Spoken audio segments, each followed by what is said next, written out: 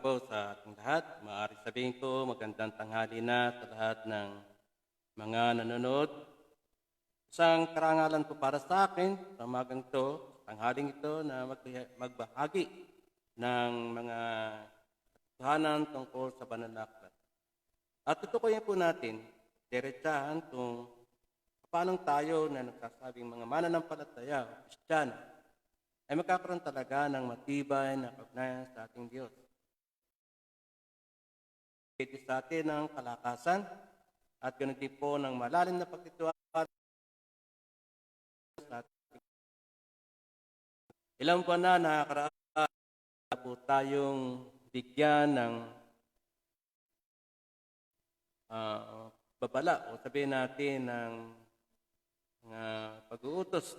Tayo ay manatili sa ating mga tahanan upang kahit paano ay makaiwas sa panganib ng COVID-19.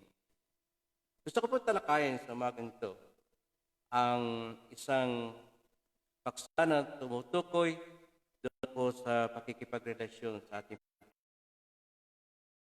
English. Ito ay having intimacy o malalim na pakikipagrelasyon sa ating Panginoon. Simulan po natin Genesis, Kabanatang 21, hanggang 24, at ganito po sinasabi. 65 taon naman si Enoch na maging anak niya si Matusalem. 300 taong pang nabuhay si Enoch na kasama ang Diyos. At nagkaroon na iba pang mga anak. Umabot siya ng 365 taon. At sa buong panahon yun ay namuhay siyang kasama ng Diyos. Pagkatapos, nawala siya sapagkat kinuha siya ng Diyos. Mga minamahal sa Panginoon, sa aklat nito ng Genesis, ay ito lamang maaari yung tao na pwede nating mabasa o maunawaan, mapag-aralan na isang tao na hindi nakaranas ng kamatayan. Isang tao na sinasabi na aklat na kinuha na lang ng Panginoon at sabi nga po ay sa buong panahon ng kanyang buhay, nakasama niya ang Diyos at siya'y bigla na lang kinuha. Marahil isang maganda karanasan kung tayo naman ay makakaroon ng ganito din. Katulad ni Enoch na hindi makakaranas ng mamatay, kundi isang buhay na marahil ay masarap at masaya sapagkat buong panahon ng kanyang buhay kasama niya ang Diyos. Ano kayang sikreto meron si Enoch? Marahil kung makakusap niya ang mga paraan kung paano mamuhay ng malalim na kapiling ang Panginoon. Dumako naman tayo sa bagong tipan. Ito ay makikita natin sa Lucas 24, talatang 30 hanggang 32. At ganito naman, nang siya'y kasalo na dumampot siya ng tinapay at nagpasalamat sa Diyos. Pagkatapos, pinagpira-pira sa iyon at ibinigay sa kanila. Noon, nabuksan ang kanilang mga mata at Jesus. Subalit siya'y biglang nawala sa kanilang paningin. Nasabi nila sa isa't isa, kaya pala nag-aalab ang ating puso habang tayo'y kinakausap niya at ipinapaliwanag sa atin ang mga kasulatan. Kapag si Enoch, sa buong panahon ng kanyang buhay kasama niya. At dito naman sa mga alagad, pagkatapos ng si Jesus ay mamatay, ikaw na ang malagay sa sitwasyon ng mga alagad na habang sila naglalakad ay kasama nila si Jesus. Ika nga ay ka-fellowship nila si Jesus. Yan naman sabi nila, pakiramdam nila ay iba. Hindi katulad nung nakikipag-usap ka lang sa isang kaibigan, sa isang asawa, anak ko, sino pa man na malapit sa iyo. Sabi nga na aklat, nag-aalab ang kanilang puso. Hindi ko maintindihan yun sa kasalukuyan. Paano nga ba mag-alab ang puso? Siguro, sa isang panahon,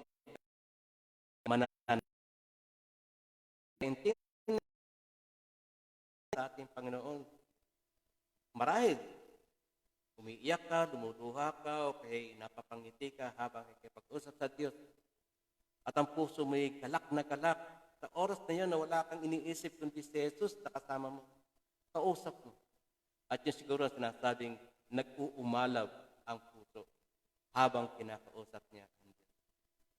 So dalawang tao sa lumang tipan at sa bagong tipan.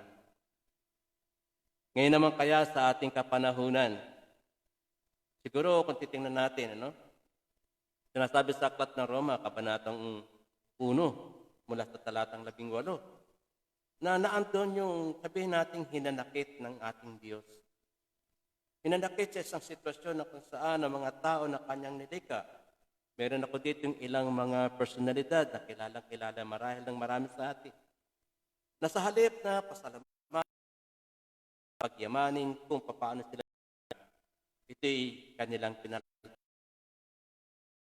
Si Charis Pempeyo. Siya ay nakilala halos sa buong mundo dahil sa sikatan, kahusayan. Pero ang dating si Charis Pempenko ay nagbago na. Hindi na siya ang dating babae at siya ay nagpalit ng kanyang gender at mas ginusto niya maging lalaki. Ngayon, sabihin pa natin na maging si Aiza Sigera na nakilala bilang isang maliit na bata sa panahon ng Itbulaga, Little Miss Philippines na tinatawag. Ganda rin ang boses. Compositor din. Pero siya ay nagpalit din ng kanyang gender at sinabi niyang siya ay isang lalaki. Tingnan naman natin si costume ng mga Aztecs, angkan ng mga Siga, ng mga Padilla. Ay bakit biglang naging gandang hari? Nagpalit ng kanyang gender at sinabi niyang siya ay isang babae. Nakakalungkot, hindi ba?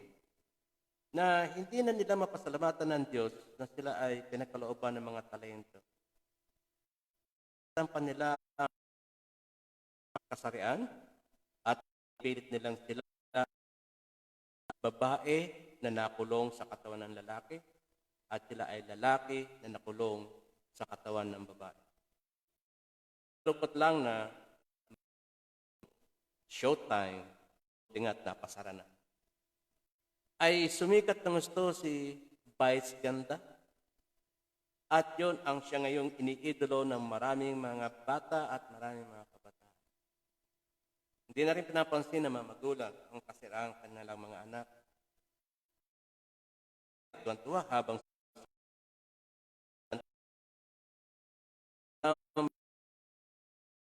pa naman ang pagkasaya ng mga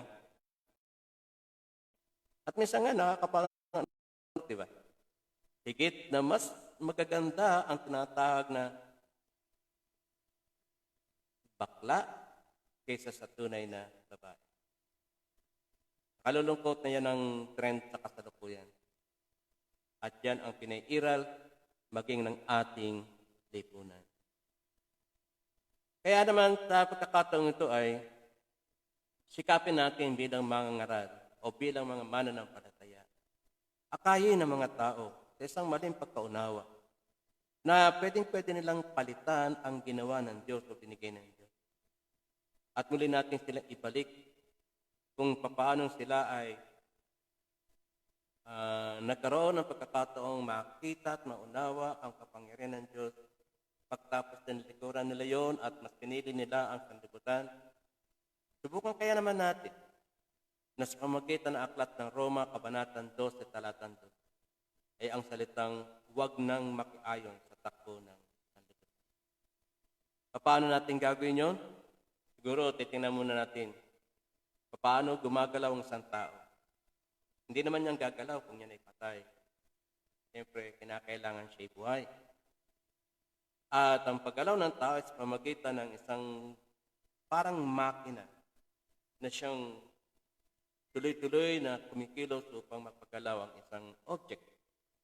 At ang ating utak ay parang gano'n na siya nagpapagalaw ng ating katauhan na kung anong maisip natin, kung anong balakin natin, kung anong sabihin natin, ito ay nanggagaling sa kapangyarihan ng ating Panginoon. Darako tayo doon sa tinatawag na pagbabago ng ating kaisipan. Upang kapag ang ating kaisipan ay nahubog sa tama, susunod na roon ang ating mga buhay. Ang pagkakaroon ng malalim na kaugnayan sa Diyos, pagkakaroon ng o paglago sa pagkakaroon ng kaugnayan sa Diyos at yung tinatawag na pagpupunyagi excuse me, o pagpapayaman ng kung anong meron ka sa pakikipagrelasyon sa Panginoon. Siyempre, unang-una natin titingnan yung tinatawag na kapanganakang muli. Maranasan mo na ikay pinanganak ng Diyos, hindi sa laman, kundi sa Spirit.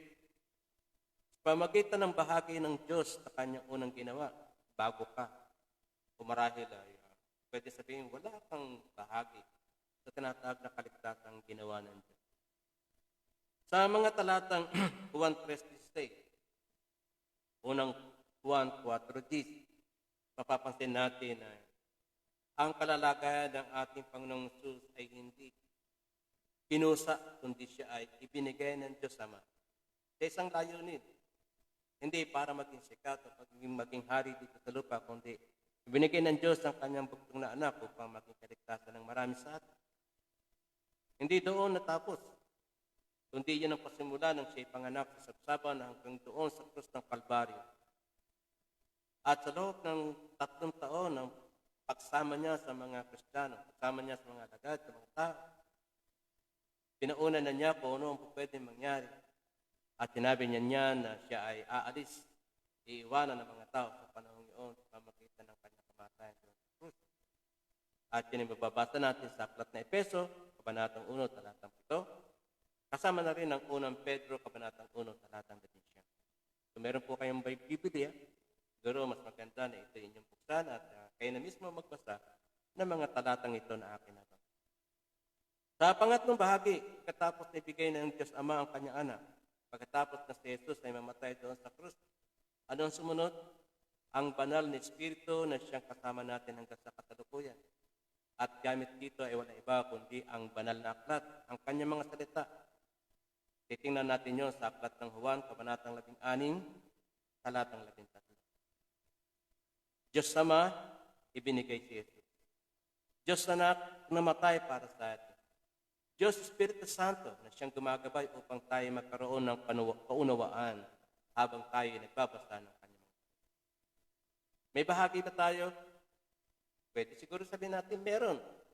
Unang-una sa pamamagitan ng pakikinig ng mga salita. Kung tayo mga musmus pa, maaaring maramdaman natin ang sinasabi, pero hindi natin maintindihan. Pero ngayon tayo ay nasa edad o nasa anyo na marunong tayo makaintindi, kailangan natin makinig ng salita ng Diyos. Nasabi ito sa aklat ng Roma, Kabanatang 10, talatang 13 at mga sumusunod. Ganun din sa aklat ng Juan, Kabanatang 6, talatang 44 at 45. Hindi na siguro bago sa marami sa atin. Ang salita ng Diyos ay kahit saan po pwede mo lang marinig. Kahit saan po pwede mo makita. At ang Biblia nga, sabi nga natin ay mapalad tayo dito sa ating bansa sapagkat ibinibigay ang Biblia ng walang bayad. Yun nga lang, may mga taong ayaw pa rin tumanggap ng Biblia. Hindi ko malaman kung bakit. Iniiwasan na para bagang ito isang aklat na nakakapaso pag hinili. So, pagkatapos ng marinig ang salita ng Diyos, sunod naman natin ang paniwalaan mo ang sinasabi sa aklat. Sa pamamagitan ng Juan 8:24 sa aklat ng Hebreo, Kabanatang 11, talatang 6, kung wala kang paniniwala o ang Biblia ay nagmimistulang isang pangkaraniwang aklat lamang sa iyo, kakalungkot yun na nawawala ng saysay ang ginawa ng Panginoon Hesus sa krus at ang iniwang aklat sa atin upang ating maunawaan o malaman o mabasa kung ano ang salutin ng Diyos sa ating mga tao. Narinig mo? Pinaniwalaan mo? Ano ngayon ang gagawin? Pagkatapos ng makita na ikaw pala ay makasalanan, walang makatutulong sa iyo, walang makatutulong sa atin, kundi ang ating Panginoon lamang. Sinasabi nga doon sa malaking simbahan, mangumpisal ka ng iyong mga kasalanan. At pagtapos ay tuturoan ka ng magdasal ka ng ganitong bilang, ganitong klase. Pero hindi yun makakatulong sapagkat ang pagsisisi ng kasalanan ay hindi sa loob ng isang maliit na kumpisalan, kundi ang pagsisisi ng mga kasalanan ay ang matuwid na pakikipag-usap sa Diyos. Pagbubukas ng puso at pagsasabi ng iyong totoong kalalagayan bilang isang makasalanan. Aklat ng Gawa, Kabanatang 2, talatang 38, sa Aklat ng Gawa, Kabanatang 17, talatang. Hindi mo na kailangang ihayag sa buong mata kung ano-ano mga kasalanan mo, sapagkat alam na ng Diyos yun. Ang kailangan lamang ay magsisi ka ng taos sa puso at humingi ka ng kapatawaran sa Panginoon sa lahat ng mga pagkakasala na iyong nagawa mo sa panahon na sinasadya o sinasadya. Habang ikaw ay nagsisisi, sampalatayanan mo ang Panginoon sa pamamagitan ng tuwirang pananampalataya. Sa Roma 10, talatang 9, at saka 10, at sa Aklat ng mga Gawa, Kabanatang 8, talatang 37. Iba po ang paniniwala sa pananampalataya. Ang pananampalataya, meron kang nakikita. Ang pananampalataya ay naniniwala ka kahit wala kang nakikita. Pagkatapos tanggapin si Jesus bilang Panginoon, sariling tagapagligtas, kumbaga sa isang lalaking nanligaw, at gusto mong patunayan sa buong pamilya, sa buong angkan ng babaeng minamahal mo na talagang handa mo siyang pagsamahan. Hindi pagka ang susunod doon ay pagpapakasal. Na sa mata ng maraming mga tao na bilang tumatayong testigo ng iyong totoong pagmamahal, handa ka na dalhin sa simbahan, sa altar, ang babaeng iyong niligawan. So gusto kong gamitin itong pagpapakasal sa tinatawag na bautismo. Sa harap ng maraming mga tao ay ikukumpisal mo na handa mong sumunod sa Diyos, hindi lamang sa iyong mga labi, kundi maging sa iyong mga akto, na ikaw ay nahandang sumunod sa tubig ng bautismo, sapagkat malaki ang bahagi ng bautismo sa buhay ng isang Kristiyano. Hindi ito makapagliligtas. Hindi. Pero marapat lamang marahil na ang pagkapatunay ng iyong pananampalataya ay dumako doon sa tubig. Sapagkat kung ikaw ay nagsasabing Kristiyano at ayaw mo magpabautismo, para mo na rin sinabi na ikaw ay lalaki na nagmamahal sa babae pero ayaw mong magpakasal. Kung sa iba ay parang mali ang aking paggamit ng halimbawa, ito lang yung nakikita kong pinakamalapit ng pagpapatunay ng pagmamahal ng isang lalaki sa isang babae ay pagdating sa doon sa altar, at ganoon din ang pagmamahal ng isang lalaki, ng isang mananampalataya kay Kristo ay sa pamamagitan ng pagsunod sa tubig ng bautismo na ang kahulugan namatay, nabuhay na maguli, at sasama sa piling ng Diyos. Ito makita natin sa Aklat ng Marcos 16:16 at sa Aklat ng Unang Pedro, Kabanatang 3:21. Pagkatapos doon, anong gagawin mo? Ang lumakad na may katapatan sa Diyos. Sundin ang kanyang kalooban. Sikapin mo rin sundin ang kanyang mga utos, bagamat ito'y medyo mahirap. Pero mas madali ang sumunod sa kalooban ng Diyos. Colosas 1, talatang 21 at mga sumusunod na talata. Ganon din sa Aklat na Apokalipsis o Pahayag, Kabanatang 2, talatang 10. At ang dulo ng aking sinasabi na rapat mong maranasan ang tinatawag na bagong kapanganakan. So, kapag ikaw ay dati hindi ka nakakilala sa Panginoon, ikaw nang ikaw lang ang susunod. Maging sa mga kaharap mo, sa ibang tao, gusto mo ikaw masunod. Dahil ang nanatili sa iyo ay ang pride, ang lumang pagkatao, at kumbaga ang iyong sarili ang siya nakaupo sa trono. At ang Panginoon ay wala o nasa labas ng iyong buhay. Pero pagkatapos na tanggapin mo si Jesus bilang Panginoon at sariling tagapagligtas, ibababa mo na ang iyong sarili doon sa tronong iyong kinalalagyan at ipapalit mo na si Kristo Jesus na sinasabi mong tinanggap mo sa iyong puso bilang Panginoon at sariling tagapagligtas. At pagka si Jesus na ang nakaupo sa trono ng iyong buhay, siya na ngayon ang kinakailaman sunod. Kung baga sa driver, wag mo na siyang pakialaman. Pagkatiwala mo ang iyong buhay sa kamay ng driver kapag sumasakay ka sa jeep, sumasakay ka sa aeroplano, sumasakay ka sa tren, nakaupo ka lang. So, ganun din ang gawin natin sa ating pagkakaroon ng relasyon sa Panginoon. Hayaan mo na si Jesus na siyang magmanibela ng iyong buhay. Sabi nga sa aklat ng Mateo 11:28 hanggang 30 ay ganito, lumapit kayo sa akin, kayong lahat na nahihirapan at lubhang nabibigatan sa inyong pagkanin, at kayo bibigyan ko ng kapahingahan. Pasanin ninyo ang aking pamatok at matuto kayo sa akin sapagkat kayo maamo at may mababang loob. Makakatagpo kayo sa akin ng kapahingahan, sapagkat madaling dalhin ang aking pamatok at magaan ang pasaning ibibigay ko sa inyo. Hukayin mo, pagyamanin mo ang iyong relasyon sa Panginoon sa pamamagitan ng pananalangin, sa pamamagitan ng pagdalo sa pananambahan, sa pamamagitan ng pagsama sa mga gawain.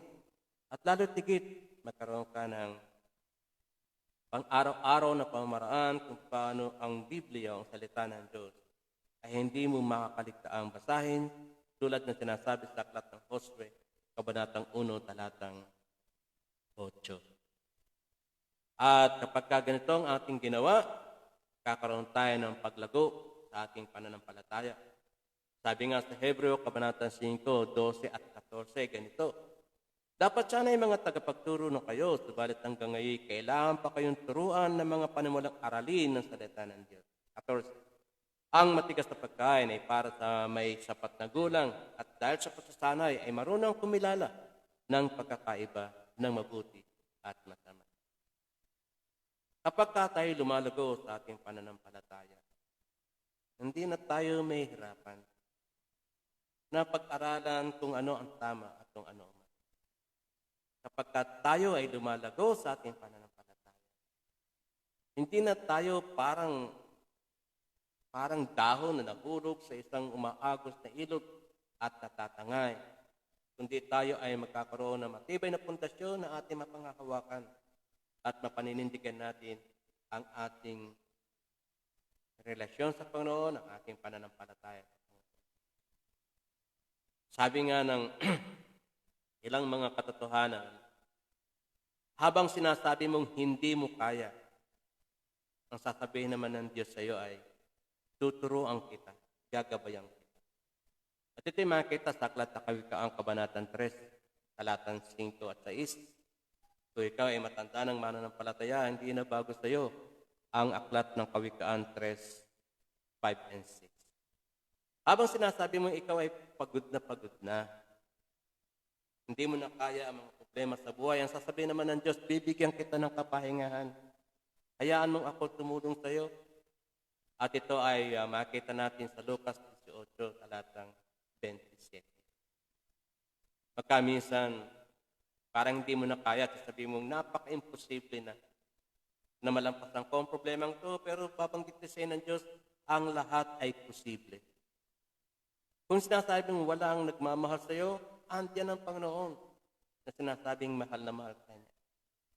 Kung ikaw naman ay nahihirapan sa pagdadala ng mga kasalanan at di mo na alam kung anong yan gagawin, na halos gusto mo na magpakamatay sapagkat hirap na hirap ka na magdala nito. Alam mong napakarumit, napakasama mo.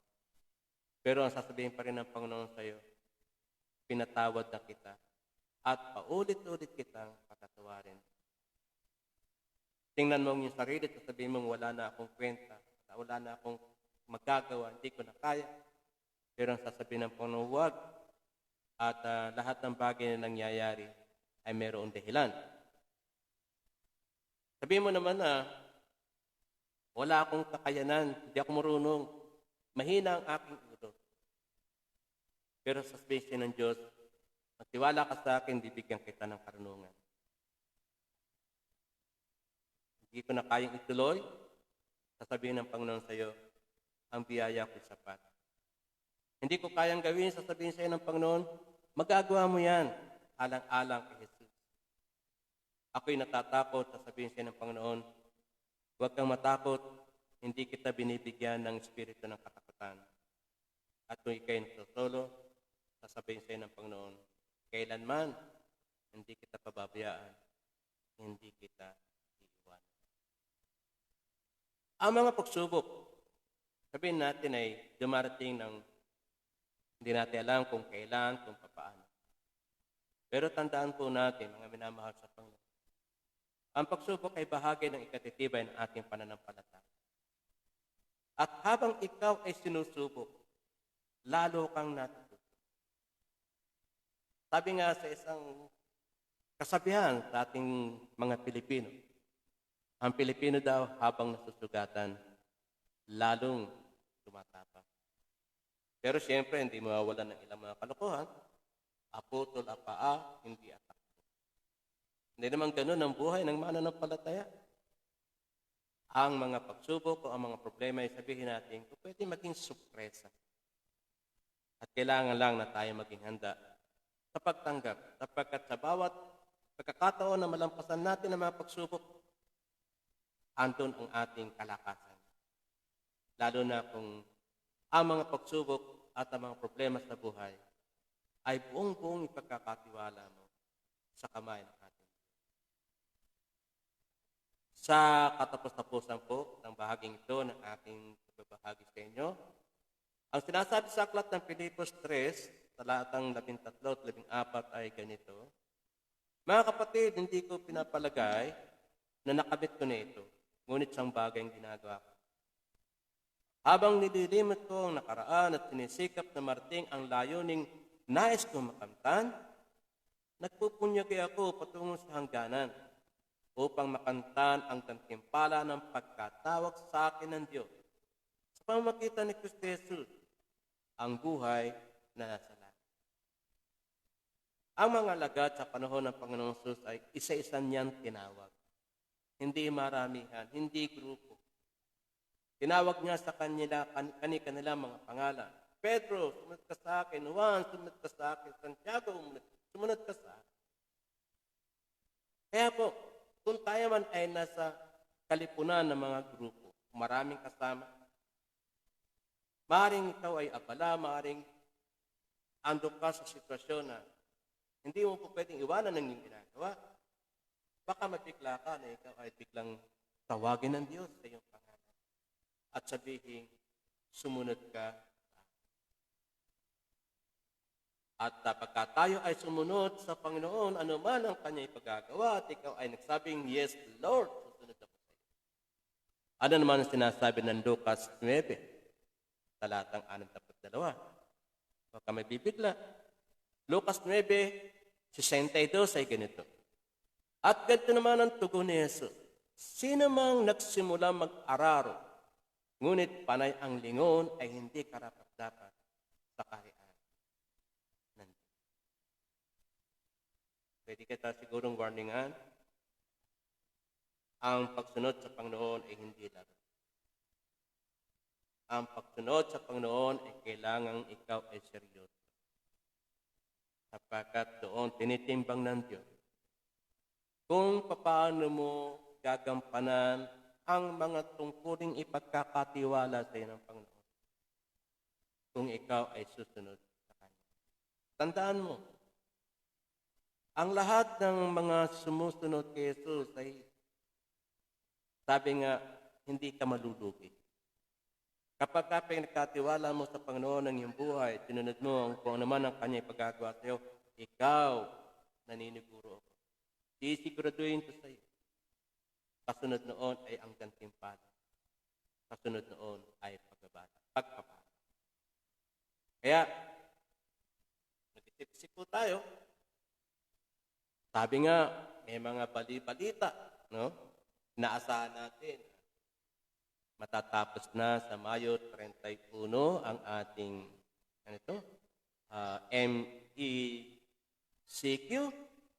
Okay? Na halos wala namang pinag-iba sa ECQ. At sunod na raw tayo doon sa GCQ. Pero mas masarap pa rin kainin ng banana Q. So, meron naman nagsasabi na second wave. Meron din naman natatakot na maaaring dumating ang third wave. Okay? masarap pa rin maligo doon sa mga swimming pool na mayroong waves. Kung halimbawa man na matapos o hindi matapos ang pinagdadaan nating pandemya o pandemic, kung ikaw ay may relasyon sa Panginoon at malalim ang iyong relasyon sa Panginoon, ano naman yung katatakot mo? Diba? Mananampalataya ka at hindi mananampalataya, pareho lang na mangyayari. Ang advantage ng isang mananampalataya, meron siyang inaasahang gantimpala sa Diyos. Ang disadvantage ng hindi mananampalataya, nangangatal sa takot kung ano mangyayari sa kanya kapag hindi natapos ang COVID-19. Ang sabi nga po sa Aklat ng Kawikaan, Kabanatang 3, hanggang 4, at ito yung ipararanas sa iyo ng Diyos. Ipararanas sa atin ng Panginoon. Anak ko, ang aral ko ay huwag mong lilimutin. Lahat ng aking utos sa isipan mo'y itanim. Upang araw mo'y tumagal, umaba ang iyong buhay, at maging masagana sa lahat ng kailangan. Pananalig at katapat ay huwag mong tatalikuran.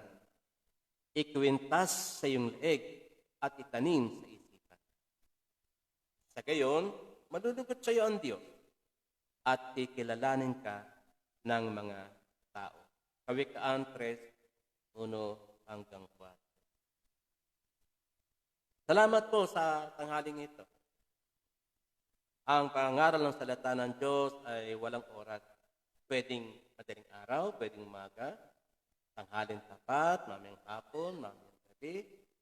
Sa lahat ng oras, lagi po tayong umasam na mayroong mga salita ng Diyos na mahayahayag sa atin. Upang sa ganun magkaroon po tayo ng kaganapan ng loob, matiwasay na po maghapon, sapagkat ang salita ng Diyos ay tila isang napakasarap na pagkain, nagbubusog sa ating mga kaluluwa at espiritu. Manalangin po tayo ngayon, tanghali, at salamat po sa inyong pakikisama sa araw na ito. Salamat po, Panginoon, sa iyo sa tanghaling ito. Ang mga salita mo ay tunay na pagkain ng aming puso at kaluluwa. At nawa, ito ay magsilbing kalakasan ng aming pananampalataya. Pagkat ang lahat ng ito ay aking pong dinadalangin nang may pagtitiwala at kagala sa dakilang pangalan lamang ng iyong anak na si Kristo. Amen. Amen at